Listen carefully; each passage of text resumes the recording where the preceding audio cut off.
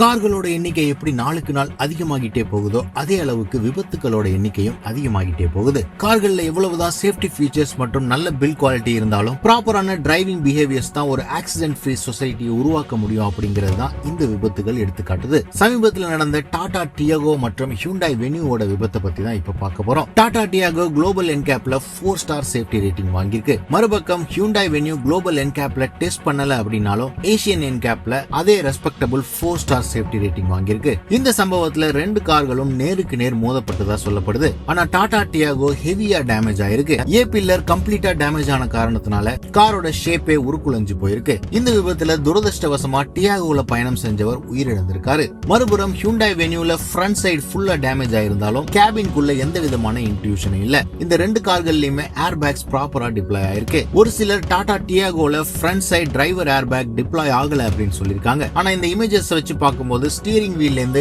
Air bag remove பண்ணப்பட்டிருக்கிறது தெரியுது. Air bag இருந்தா கூட இவ்வளவு சீரியஸான இன்ஜுரியில டிரைவர் உயிர் பிழைக்கிறதுக்கான சான்சஸ் இல்ல. மேலும் இது ஒரு டைரக்ட் ஹெட் ஆன் கொலிஷனாவும் பார்க்க முடியல. வெனியூவோட ஃப்ரண்ட் சைடு முழுவதுமே டியாகோவோட டிரைவர் சைடு வீல்ல சைடு வேஸா இடிச்சிருக்கு.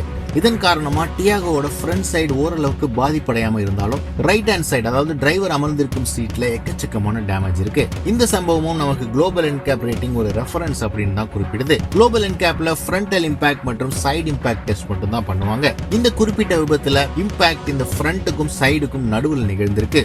ஒரு காருக்கும் மற்றொரு காருக்கும் பில்ட் குவாலிட்டியில எவ்வளவு வித்தியாசம் இருக்கு அப்படிங்கிறது தான் குளோபல் என்கேப் ரேட்டிங்ல தெரிஞ்சுக்கலாம். ரியல் வேர்ல்ட்ல நடக்கிற எல்லா விபத்துகளையும் சிமுலேட் பண்ண முடியாது. சேஃப்டி ரேட்டிங்கை வச்சு நாம எந்த விதமான விபத்துல இருந்தும் தப்பிக்க முடியாது அப்படிங்கிறது தான் இந்த இன்சிடென்ட் எடுத்து காட்டுது. மேலும் இந்த விபத்து நிகழ்ந்திருப்பதற்கான காரணத்தை யூகிக்கும் போது டியாகோ ஒரு இடத்துல ரைட் டர்ன் எடுக்க முயற்சிக்கும் போது அந்த வழியா நேரா வேகமா வந்த Hyundai Venue ஸ்டாப் ஆகாம டியாகோவோட ஏ பில்லர்ல மோதி இருக்கிற மாதிரி தெரியுது. இதன் காரணமாக தான் டியாகோட ஃப்ரண்ட் சைடுல மேஜர் டேமேஜ் இல்லைனாலும் ஏ பில்லர் அதாவது டிரைவர் அமர்ந்திருக்கிற போர்ஷன்ல எக்கச்சக்கமான டேமேஜ் இருக்கு. இது போன்ற சம்பவங்களை நாம தொடர்ந்து பதிவிடுறதுக்கான காரணம் மக்கள் சேஃப்டியை பத்தின அவேர்னஸோட இருக்கணும் அப்படிங்கிற ஒரே ரீசனுக்காக தான். நாம ரோட்ல தினம் தினம் என்ட்ராகும் போது ரெஸ்பான்சிபிளாவும் சேஃபாவும் டிரைவ் பண்ணும் அப்படிங்கறத தினம் தினம் வலியுறுத்துறதுல எந்த விதமான தவறும் இல்ல.